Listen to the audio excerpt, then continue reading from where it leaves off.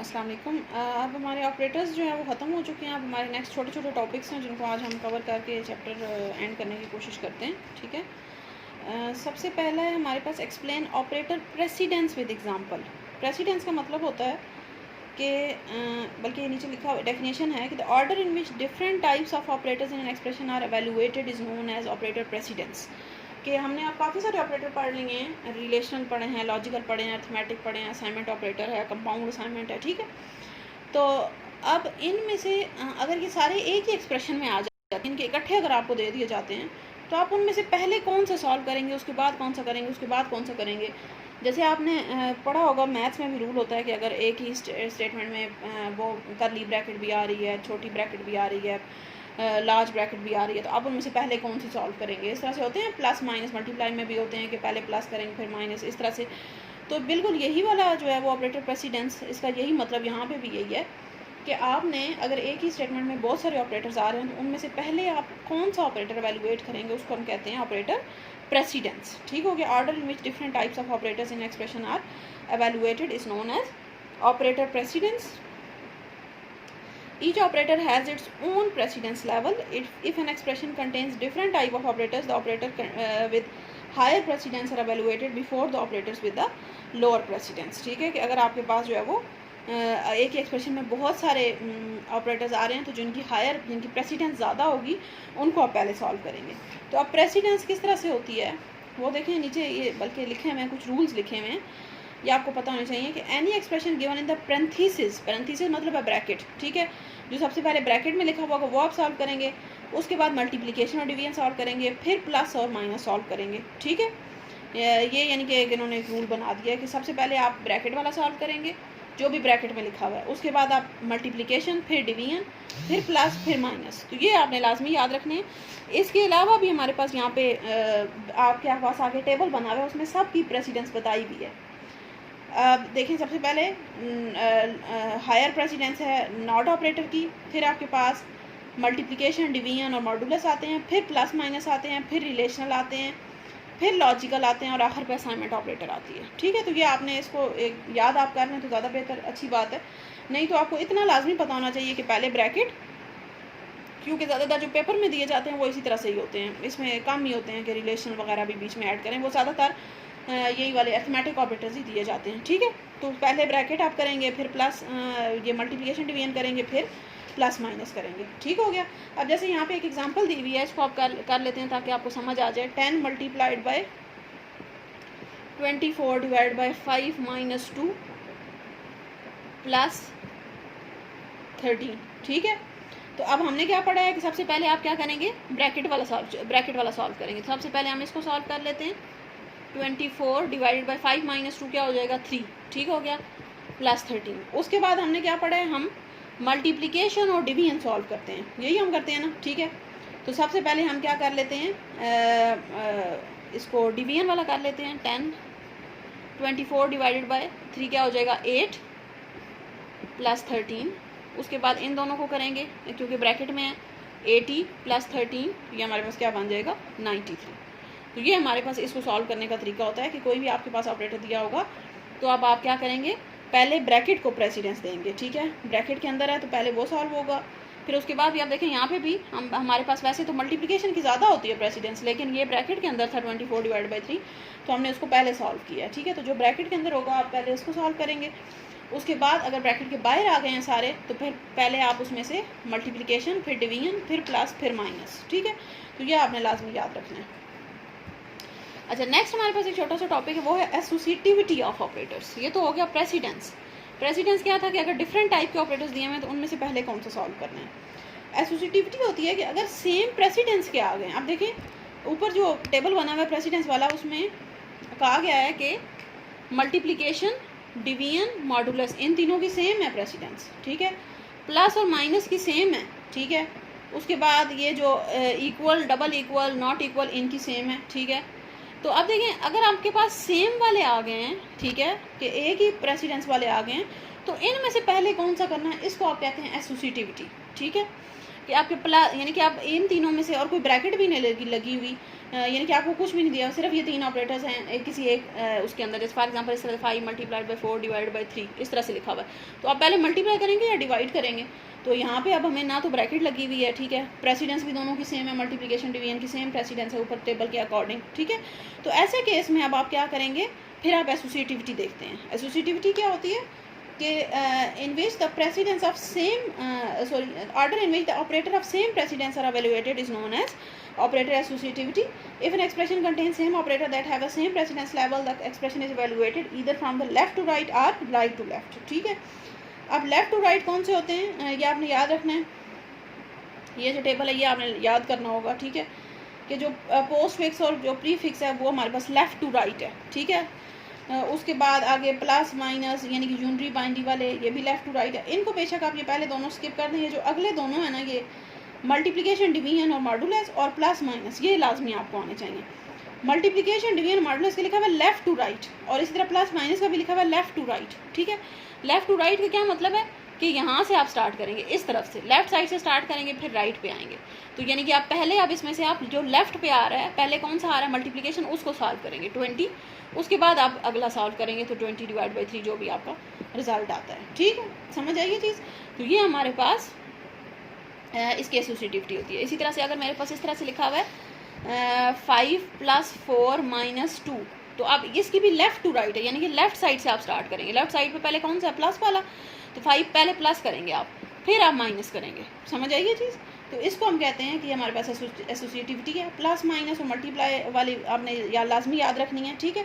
बल्कि सबकी ज़्यादातर लेफ़्ट टू राइट ही है, यानी कि जो लेफ़्ट साइड पे आऊगा उस साइड से आप स्टार्ट करेंगे, जो पहले आएगा उसको पहले, फिर अगले को, फिर अगले को, फिर अगले को। तो ये लेफ़्ट टू राइट है, ठीक है। सिर्फ एक राइट टू लेफ़्ट है, वो भी ये जो कंपाउंड वाली है वो राइट टू लेफ़्ट, और वो इतनी यूज़ नहीं होती, ठीक है। तो इसकी इतनी आपको फिक्र करने की ज़रूरत नहीं है, यानी कि आपको सिर्फ ये पता होना चाहिए कि जब भी अगर आप सेम प्रेसिडेंस के आ गए हैं तो फिर आपने उसको किस तरह से सॉल्व करना है, लेफ़्ट से स्टार्ट करना है, राइट साइड तक सॉल्व करते जाना है। यानी कि पहले जो लेफ़्ट साइड पे पहले आ रहा होगा उसको करेंगे, फिर आगे आ रहा होगा, फिर अगला, फिर अगला, फिर अगला, ठीक है। तो ये हमारे पास जो है वो एसोसिएटिविटी होती है, ठीक हो गया। तो ये छोटे से 2 टॉपिक्स हैं। नेक्स्ट हमारे पास भी एक टॉपिक है कमेंट्स का। Describe comments and their use in C program. Comments होती हैं ऐसी चीज़ें जो कि सी प्रोग्राम में एग्जीक्यूट नहीं होती, यानी कि सी प्रोग्राम में आप अपनी सहूलत के लिए साइड पे, जैसे फॉर एग्जांपल मेरे पास ये लाइन लिखी हुई है #include stdio.h, ये लिखा हुआ है, ठीक हो गया। तो मैं क्या करूँगी, अब मैं अपने सहूलत के लिए, और नीचे फॉर एग्जांपल इस तरह से लिखा हुआ है void main, यहाँ पे मैंने लिखा हुआ है चलें क्लियर स्क्रीन नहीं लगाते क्योंकि कौन डाटा है, हमने नहीं लिखा हुआ, मैंने लिखा हुआ इंट a = 4, b = 5, ठीक है, और प्रोग्राम एंड हो गया, ठीक है। ये मैंने एक छोटा सा प्रोग्राम लिखा हुआ है। कमेंट्स अब क्या होंगे, ऐसी चीज़ें जो कि मैं अपनी सहूलत के लिए, जो प्रोग्रामर होता है, ताकि जब आप किसी और को अपना प्रोग्राम दिखाएं तो उसको समझ आ जाए कि ये लाइन आपने क्यों लिखी प्रोग्राम में, ये क्यों लिखी, ये क्यों लिखी, ये क्यों लिखी, ठीक है। अब जैसे वैसे तो आपके ये तो बहुत छोटा सा प्रोग्राम है, इसमें तो आपको देख के समझ आ जाएगी, लेकिन जो बड़े प्रोग्राम्स होते हैं, ठीक है, फॉर एग्जांपल 100 लाइनों का प्रोग्राम आपने बनाया है, तो अब आपने किसी और को वो प्रोग्राम देना है, तो बजाय इसके कि वो बेचारा बैठ के उसको पढ़ता रहे कि ये लाइन आपने क्यों लिखी थी, इसका क्या मतलब है, इसका क्या मतलब है, उसको समझता रहे, आप क्या करते हैं साइड पे कमेंट डाल देते हैं, ठीक है। कमेंट 2 तरह के होते हैं हमारे पास, एक होता है सिंगल लाइन और दूसरा होता है मल्टी लाइन। सिंगल लाइन के लिए आप इस तरह से साइड पे ये 2 बैकस्लैश लगा आप आगे अपना कमेंट लिखते हैं, और मल्टी लाइन के लिए आप क्या करते हैं, यहाँ पे स्टैरिक यहाँ पे अपना कमेंट लिखेंगे, 2-3 जितनी भी लाइनें हैं वो आप लिख के। सिंगल लाइन का मतलब है एक ही लाइन में आपको जो कमेंट आएगा, मल्टी लाइन का मतलब है ज़्यादा लाइनों में आएगा, ठीक है। अच्छा, अब यहाँ पे फॉर एग्जांपल मैं साइड पे stdio.h के साथ में ये स्लैश लगा के मैं यहाँ पे लिख देती हूँ हेडर फाइल, ठीक है, नज़र आ रहा है, हेडर फाइल लिख देंगे, सही हो गया। इसी तरह मैं इसके साथ स्लैश लगा के लिख दिया मैंने मेन फंक्शन, इसके साथ मैंने लिख दिया डिक्लेयर 2 वेरिएबल्स, यानी कि मैं इसकी एक मैंने एक्सप्लेनेशन दे दी है। यहाँ पे मैंने कर दिया असाइन वैल्यू टू a, यहाँ पे लिख दिया असाइन वैल्यू टू b, ठीक है। तो ये मेरे पास एक कमेंट्स आ गए, इसको हम कहते हैं कमेंट्स। और ये जो लाइनें होती हैं इसमें आप बेशक आप उर्दू में भी लिख दें, आप अपनी कोई किसी भी ज़ुबान में लिख दें, इससे सी लैंग्वेज को कोई फ़र्क नहीं पड़ता, यानी कि सी लैंग्वेज इसको एग्जीक्यूट नहीं करती। सी लैंग्वेज सिर्फ इस प्रोग्राम को देखेगी, ये जो इस साइड पे अगर आपने ये बैक स्लैश लगा के कुछ भी लिखा है या आपने वो मल्टी लाइन कमेंट में कुछ भी लिखा है, तो सी लैंग्वेज उसको एग्जीक्यूट नहीं करेगी। आप इसमें कुछ भी लिख सकते हैं, अपनी मर्ज़ी से आप लिखते हैं, ठीक है, क्योंकि ये असल में होते किस लिए, आपकी अपनी सहूलत के लिए, ताकि जब आप इसको बाद में पढ़ें तो आपको समझ आ जाए। यानी कि जिस तरह के आप बुक पे आपकी कुछ भी लिखा हुआ, आप साइड पे जब आप लेक्चर सुन रहे होंगे तो आप लेड पेंसिल से आप साइड पे कुछ भी लिख लेते हैं, आपको जो उसमें से चीज़ बेशक आप उर्दू में ही लिख लें, आपको जो चीज़ समझ आ रही है आप उर्दू में लिख लें, ठीक है। तो अब वो आपकी अपनी सहूलत के लिए, कोई आपसे नहीं पूछेगा कि ये भाई ये क्यों लिखा हुआ है, ठीक है। तो बुक आपकी बिल्कुल, बुक पे जो लिखा हुआ बिल्कुल अलग चीज़ है, और जो आप खुद से साइड पे लिख रहे हैं अपने लिए, वो अपनी सहूलत के लिए आप लिख रहे हैं, ठीक है, ताकि बाद में आप अगले साल भी लेक्चर बुक खोलें तो आपको नज़र आ जाए कि हाँ ये इसका ये मतलब था, ठीक है। तो इसको हम कहते हैं कमेंट्स। सी लैंग्वेज में भी इसी तरह से प्रोग्रामर्स क्या करते हैं, अपनी सहूलत के लिए इस तरह स्लैश लगा के आगे एक्सप्लेन कर देते हैं कि ये लाइन उन्होंने इस प्रोग्राम में क्यों ऐड की थी, ठीक है। और कहीं पे भी आप, और ज़रूरी नहीं है कि आप लाइन के साथ लगाएं, हो सकता है आपने इधर दो लगाएं, इनके साथ नहीं लगाए, ये आपकी अपनी मर्जी है, ठीक है। तो इसमें कोई रिस्ट्रिक्शन नहीं होती, ठीक है। यहाँ पे यही लिखा हुआ है कि the compiler ignores the commands and does not include them in the executable program. Comments are notes about different lines of code that explains the purpose of the code. The user can insert the command notes in the code. It helps in debugging and modifying the program. बस ठीक है, काफ़ी है इसमें इतना। Next topic पे आ जाएं, type casting. दो तरह की होती है टाइप कास्टिंग। टाइप कास्टिंग का मतलब होता है चेंज करना।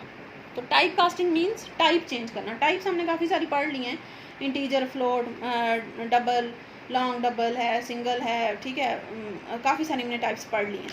तो अब टाइप चेंज करना, type casting means the process of converting the data type of a value during execution. कि अगर आप किसी वैल्यू को चेंज करना चाहते हैं, किसी वेरिएबल की, किसी वैल्यू की डाटा टाइप को चेंज करना, यानी कि उसकी पहले डाटा टाइप फ्लोट थी, आपने बाद में उसको सिंगल कर दिया या डबल कर दिया, तो वो हमारे पास जो है वो उसको हम कहेंगे ये टाइप कास्टिंग है, टाइप चेंज हो गई है इसकी, ठीक है। अब वो क्यों होती है, दो तरीके होते हैं उसके। सबसे पहली है इम्प्लीसिट।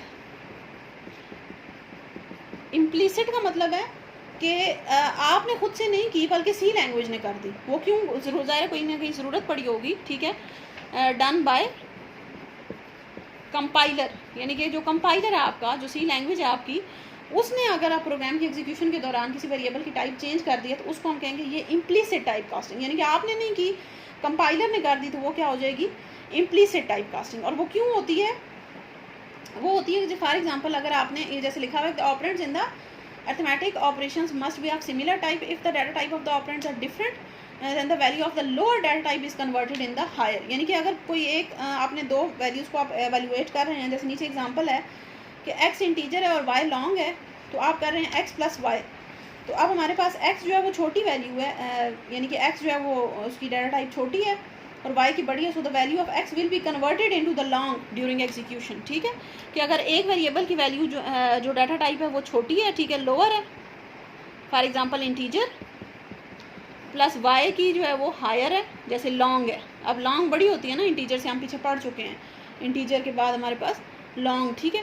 तो अब क्या करेगा कंपाइलर, क्या करेगा, जब इन दोनों को प्लस करेगा वो क्या कर देगा, इसको भी लॉन्ग में ही कन्वर्ट कर देगा, ठीक है। इंटीजर को भी क्या करेगा, ऑटोमेटिकली लॉन्ग में कन्वर्ट, ताकि आसानी रहे, क्योंकि लॉन्ग होता तो इंटीजर ही है ना, ठीक है, तो उसको भी लॉन्ग में कन्वर्ट कर देगा। या फॉर एग्जांपल इस तरह से लिखा हुआ है, एक ये हमारे पास सिंगल है और ये डबल है, तो ये इसको भी डबल में ही कर देगा, ठीक है। तो ये इम्प्लीसिट होती है कि वो खुद से जो छोटी होती हैं उसको ऑटोमेटिकली जो बड़ी वाली होती है उसमें कन्वर्ट कर देता है। तो ये इम्प्लीसिट टाइप कास्टिंग है, ठीक है। ये नीचे यहाँ पे बना भी हुआ है, हायर डाटा टाइप, अब जैसे लॉन्ग है, उसके बाद डबल आती है, फिर फ्लोट है, फिर लॉन्ग, इंट, कैरेक्टर, ठीक है। तो ये हमारे पास इस तरह से आप उसको कन्वर्ट कर सकते हैं, यानी कि जो छोटी होती है उसको ऑटोमेटिकली जो बड़ी होती है उसमें कन्वर्ट कर दिया जाता है, ताकि आपकी कैलकुलेशन में आसानी रहे। जब दोनों सेम रहेंगी तो आसानी रहेगी, ठीक है। तो ये हमारे पास, इसको आप कहते हैं इम्प्लीसिट। और ये आप खुद से नहीं करते, ये कौन करता है, सी लैंग्वेज। जब उसको जहाँ पे भी उसको ज़रूरत पड़ेगी वो उसको कन्वर्ट कर देगी और आपको बता देगी कि यहाँ पे हमने जो है वो इसकी टाइप कास्टिंग कर दी है, ठीक है। तो इम्प्लीसिट टाइप कास्टिंग सी लैंग्वेज करती है, और वो क्या होती है कि जो भी हायर वेरिएबल की जो हायर ऑर्डर वाली जो टाइप होती है उसमें लोअर वाली को ऑटोमेटिकली कन्वर्ट कर दिया जाता है, ठीक है। सेकेंड है हमारे पास एक्सप्लिसिट टाइप कास्टिंग।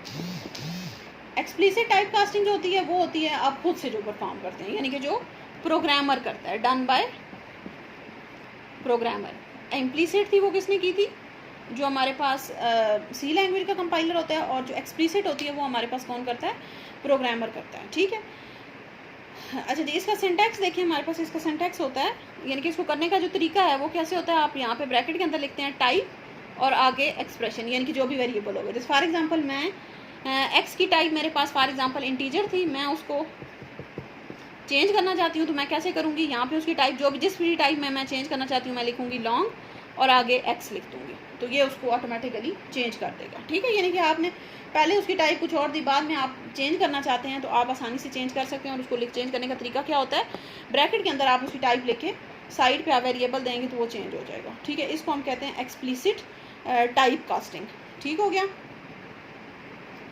जैसे फॉर एग्जांपल पहले मेरे पास लिखा हुआ था, जैसे अब ये नीचे प्रोग्राम बना हुआ है, इसमें इन्होंने फ्लोट ए बी, यानी कि ए की वैल्यू, ए को भी फ्लोट किया है, बी को भी फ्लोट किया है, तो ए की वैल्यू मेरे पास 10.3 की हुई है, बी की मेरे पास 5.2 है। तो जब इसको कन्वर्ट करेंगे तो वो इस तरह से इंटीजर, यानी कि बाद में आपने इसको इंटीजर में कन्वर्ट करना है तो आप ए आगे इंटीजर बी। ठीक है, तो ये हमारे पास हो जाएगी टाइप कास्टिंग, यानी कि आप ब्रैकेट में टाइप लिख के आगे एक्सप्रेशन दे देते हैं, ये हमारे पास हो जाती है टाइप कास्टिंग। ठीक हो गया, तो ये हमारे पास यहाँ पे चैप्टर आपका कंप्लीट होता है। फिर हम आप इसको प्रिपरेशन करें, फिर इसका एक टेस्ट लेंगे। ठीक है जी, थैंक यू।